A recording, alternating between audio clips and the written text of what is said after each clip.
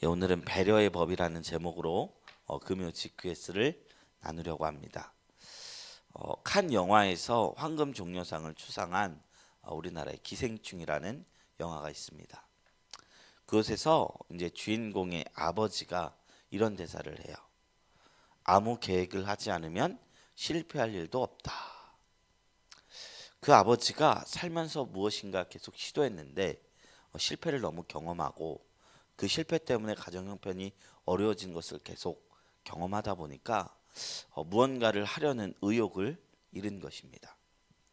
그래서 삶에 대해서 굉장히 방어적인 태도를 갖게 된 것이죠. 자신의 인생에조차 방관자가 되어버린 것입니다. 저는 그 대사를 들으며 어떤 신앙적인 면에서 공감이 되었습니다. 우리가 성도로서 거룩하게 살아보려고 노력할 때마다 우리는 한 가지 벽을 맞이하게 됩니다. 그것은 죄에 무너지는 나의 연약함입니다. 우리가 언제나 동일한 곳에서 무너지는 지점들이 있습니다. 마치 다이어트 하기 전에는 내가 마음을 안 먹어서 그렇지 맘만 먹으면 다이어트 성공할 것 같아도 막상 해보면 너무 어렵잖아요. 아니 차라리 다이어트는 어려워도 성공하는 사람들이 있지만 우리 본성상, 우리의 본질상 우리가 죄에 대해서는요. 의인은 없나니 하나도 없도다 하는 성경 말씀처럼 아무도 승리할 수가 없습니다. 오죽하면 사도 바울조차 인생 말미에 쓴 디모데 전서에서 나는 죄인 중에 괴수라고 말하였습니다. 이것은 사도 바울이 모든 것을 다 겪고 고백한 고백이에요. 로마서 7장에는요. 내가 마음으로는 하나님의 법을 기뻐하지만 육신으로는 죄의 법을 섬기는 그 나의 육체의 죄됨, 그 한계성에 대해서 통탄하는 모습이 나옵니다. 우리가 하나님의 말씀대로 살아가게 되면 가끔 이런 실패감을 느낄 때가 있다는 거예요. 하나님을 기준으로 삼으면 그 기준으로 삼으신 그 거룩함을 이루는 것이 너무나 어렵습니다. 사회적으로도 마찬가지입니다. 성경에서 우리가 그토록 귀하게 여기는 하나님의 뜻이 이 세상의 논리 속에서 짓밟혀갈 때가 있습니다. 가령 우리가 전쟁터에서 내 이웃을 사랑할 뿐 아니라 원수를 사랑하라. 사랑할 뿐 아니라 오른뺨을 대거든 왼뺨을 돌려대라. 이 예수님의 가르침이 아무데도 설 데가 없다는 것을 느껴집니다. 왜냐하면 내가 왼뺨을 돌려대는 순간 우리 가정이 위험하고 우리 이웃이 위험해지는 상황이 되잖아요. 가난하고 학대받는 이들을 위한 정치와 나라를 세우라는 그 가르침도 무한 경쟁의 시대에는 설 데가 없습니다. 그저 그들을 남들 열심히 일할 때 게으르게 살아간 실패자로 볼 뿐입니다. 우리가 그런 현실 속에서 아무리 목소리를 높인다 한들 30대 초반에 십자가에 달리신 이 청년의 말만 듣고 사는 세상 물정 모르는 철부지가 될 때가 있다는 것입니다. 그런데 우리는요. 이런 실패감을 통해서 엎드러지거나 넘어지고 내 인생을 방관하게 되는 것이 아니라 도리어 이런 경험들이 하나님의 나라를 더욱 깊게 경험하는 계기가 되기도 한다는 거예요. 개인적으로 보세요. 우리가 죄를 이길 수 없다는 이런 실패감을 디디면 나 같은 죄인 살리신 주은혜 놀랍다는 그 찬송가의 의미를 우리가 너무나 명확하게 알게 됩니다. 그리고 그 은혜가 얼마나 깊고 큰지, 보혈의 힘이 얼마나 큰지 더욱 깊게 깨닫게 된다는 것입니다.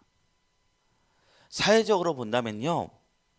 죄 많은 이 세상은 내 집 아니라는 것 우리가 너무 분명하게 깨닫게 돼요. 하나님 나라의 법도와 이 세상의 법도가 얼마나 본질적으로 다른지 깨닫게 된다는 것입니다. 우리는 실패의 자리에서부터 신앙의 진면목을 경험하게 됩니다. 그리고 더 놀라운 사실은요. 아무리 우리가 세상에서 실패한다 한들 우겨쌈을 당한다 한들 우리가 아까 찬양했듯이 이 거친 세상에서 실패할지라도 주님이 우리를 지키며 인도하시는 것을 경험하게 된다는 거예요. 사도행전 2장 17절에 보면 베드로의 설교가 나옵니다. 이 베드로는 요엘서 2장의 말씀을 인용해서 성령님이 오시면 우리 안에 어떤 일이 일어나는 것을 이야기하는데요. 그 내용은 말세에 내가 내 영을 모든 육체에 부어주리니 젊은이들은 환상을 보고 늙은이들은 꿈을 꿀 것이라고 말합니다. 성령님 오시면 우리는 절대로 방관자가 되지 않는다는 거예요. 실패자로 방관자로 만들지 않는다는 거예요. 꿈을 꾼다는 거예요. 잠언 2장 24장 16절에 말씀한 것처럼 의인은 7번 넘어질지라도 다시 일어선다. 근데 그것이 나의 힘이 아니라 여전히 꿈을 꾸고 희망을 주신 하나님의 주권에 있다는 것입니다. 우리가 이 세상에서 선을 행하다 보면 굉장히 낭망할 일이 많이 경험하게 됩니다. 내가 이제 큰맘 먹고 나도 정을 주고 도움을 주는데 그것이 배신으로 올 수도 있어요. 그러다 보면 우리는 점차 누군가를 돕는 것을 무서워하게 되고 방관하게 되는 그런 상황을 맞이하게 됩니다. 서두에서 그 기생충 아버지가 말했듯이 무계획하면서 아무것도 안 하고 상처도 안 받고 주지도 않고 받지도 않고. 그러나 우리는 적극적으로 선을 행해야 합니다. 그것이 하나님이 우리를 향해서 기대하시는 뜻이기 때문입니다. 마더 테레사 수녀가 그래도라는 제목의 시를 지은 바가 있습니다. 제가 읽어드립니다.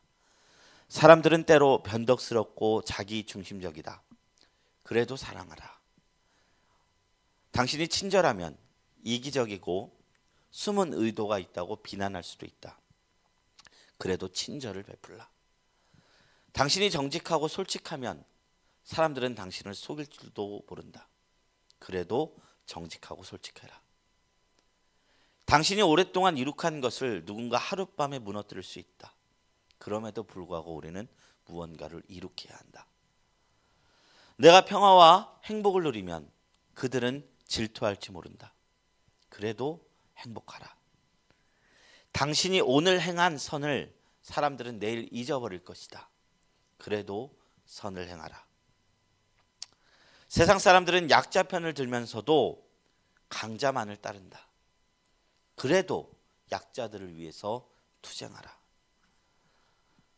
내가 갖고 있는 것을 최상의 것을 세상에 내어줘도 사람들은 부족하다고 아우성칠지 모른다. 그래도 당신이 갖고 있는 최상의 것을 세상에 주어라. 어떻게 이렇게 살 수 있을까요? 이것이야말로 성령님이 하신 일이죠. 성령님의 사역 아니겠습니까? 오늘 말씀은 우리에게 이 배려에 대한 가르침을 줍니다. 근데 이 배려가 어떤 것이냐? 적극적인 영역을 담고 있어요. 어쩔 때 배려라는 것은요, 죽어도 욕먹을 수 있는 영역이라 가끔 방관자가 되고 싶은 그럴 때도 있어요. 남에게 관심을 주지 않으면 욕도 얻어먹지 않습니다. 제 경험상. 언제나 늘 누군가를 돕고자 하는 사람들이 항상 상처를 받고 배신감도 얻기 마련입니다. 그러나 하나님의 백성은 그런 걸 알면서도 길이 어딘 줄 알고 하나님의 도우심으로 도움의 손길을 내뱉는 자라는 것입니다. 강도 만난 이웃을 도왔던 사마리아인처럼 이웃의 어려움에 눈 감지 않고 적극적으로 도움의 손길을 내미는 자들이 바로 하나님이 보시기에 배려 있는 자라는 것입니다. 오늘 말씀을 보면서 주님의 뜻을 좀 더 깊게 발견해 보았으면 좋겠습니다. 첫 번째 질문입니다.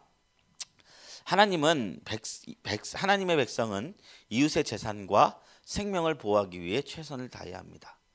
그리고 첫 번째 질문으로 이웃의 잃어버린 가축이나 물건을 보면 어떻게 조치해야 합니까? 보면 못 본 채 하지 말고 본래 주인에게 돌려줘야 하고 주인을 모르면 주인이 찾으러 올 때까지 보관해야 한다. 또 이웃이 가축의 길에서 넘어진 것을 보면 일으켜야 합니다. 이거 보면요, 하나님의 말씀은 우리의 일상을 담고 있어요. 하늘의 것을 얘기하면서 이 땅의 것을 담고 있는 거예요. 어떤 사람이 이웃에 잃어버린 소나 양, 나귀, 의복을 발견했을 때 이를 못 본 채 하지 않는 것이 거룩이라는 거예요.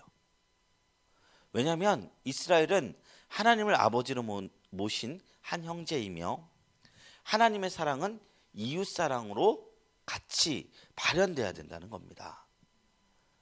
이스라엘에서 이웃의 어려움은 곧 내 가족, 나의 어려움과 같이 여겨져야 하는 것입니다.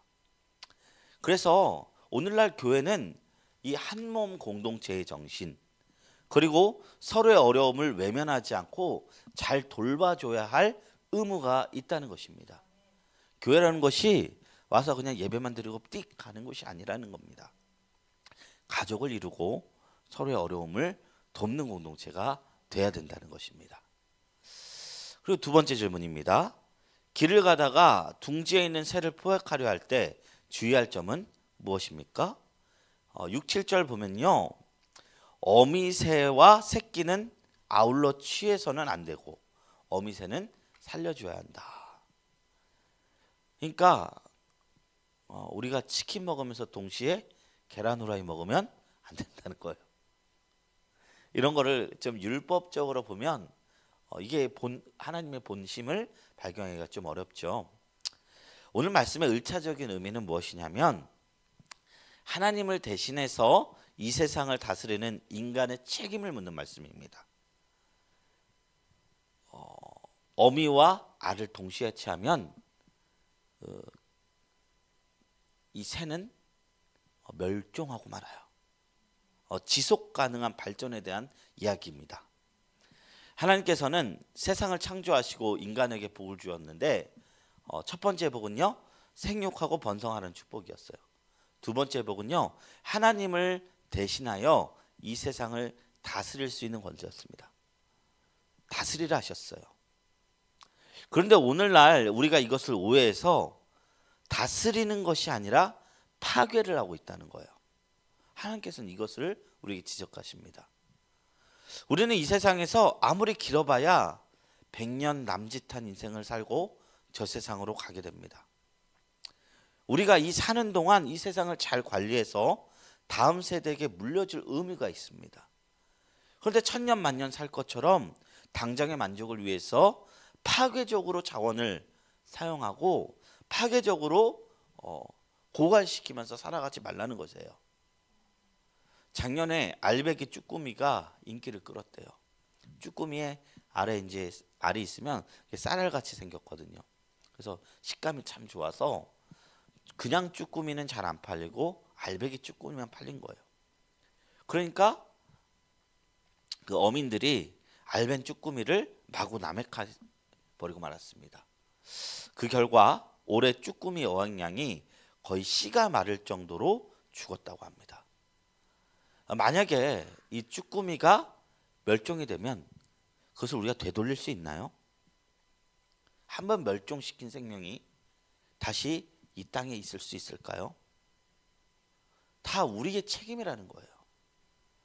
이 세상에서 자연적으로 멸종한 생물보다 인간의 남획으로 서식지 파괴로 준 종의 수가 훨씬 많다고 합니다. 이것은 우리가 다스림의 책임을 다 하지 못한 거예요. 하나님은 우리는 이 세상을 잘 관리하라고 했는데 파괴적으로, 그 이유가 뭐예요? 우리의 먹고 사는 욕심을 위해서라는 것입니다.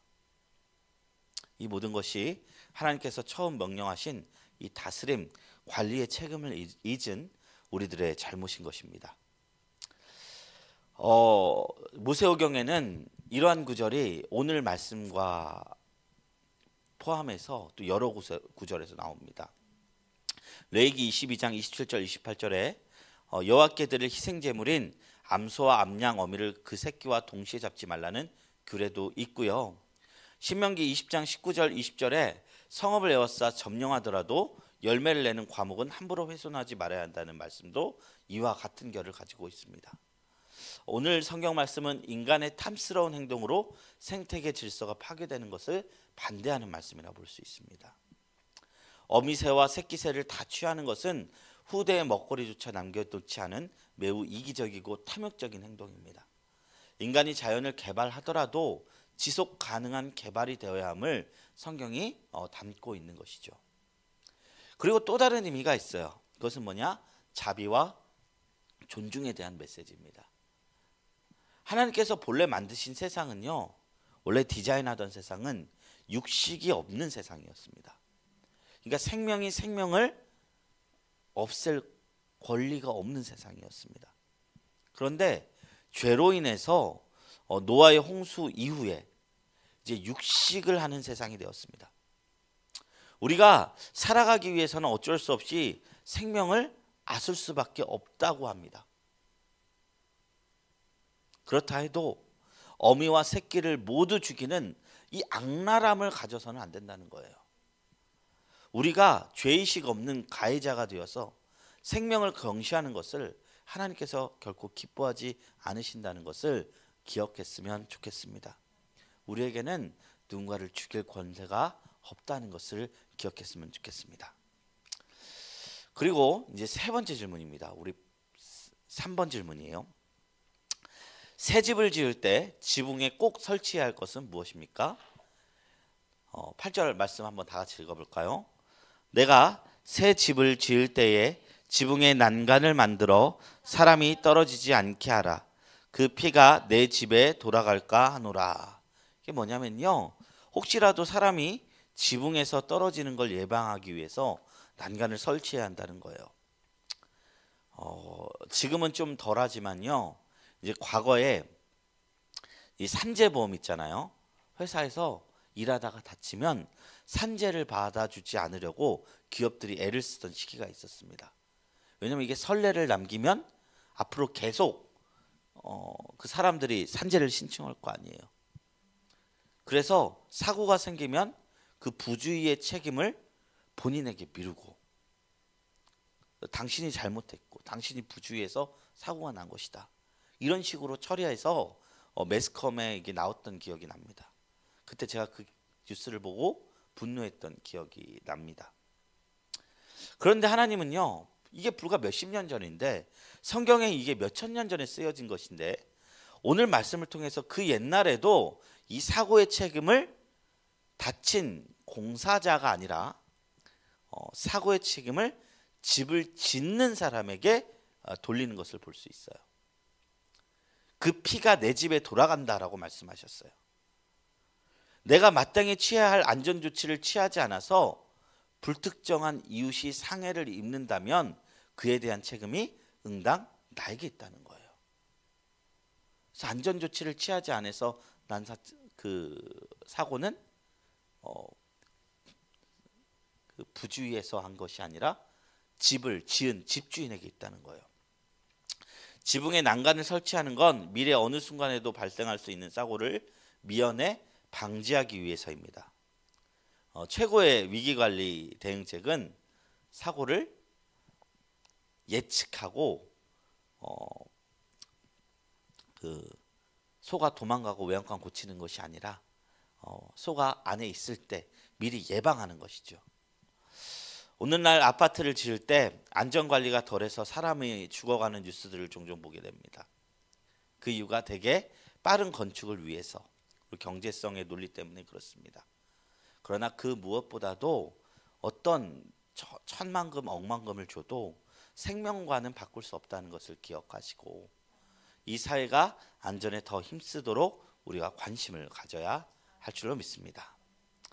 나눔 첫 번째, 두 번째 질문이에요.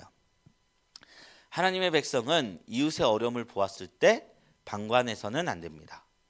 설령 이웃을 돕는 일이 부담이 될지라도 적극적으로 도우려는 마음을 가져야 합니다. 우리가 못 본 채 하게 되는 그 안 되는 이웃의 어려움은 무엇인지, 어떻게 그들을 도와야 하는지 우리가 이야기해 봅시다. 나눔 2번입니다. 위기관리의 제일 원칙은 예방조치입니다. 나중에 발생할 수 있는 사고를 사전에 예측하고 안전조치를 취한다면 큰 사고도 막을 수 있습니다. 이것이 그냥 단순히 사회의 문제가 아니라 하나님을 향한 거룩에 대한 질문이라는 거예요. 하나님 앞에 거룩하기 위해서 밤낮 기도하고 무릎 꿇고 찬양하고, 그것과 더불어 이 안전망을 설치하는 것이 하나님 앞에 거룩이라는 거예요. 이웃을 살피는 것이 하나님 앞에 거룩이라는 거예요. 이 거룩을 우리가 이루었으면 좋겠습니다.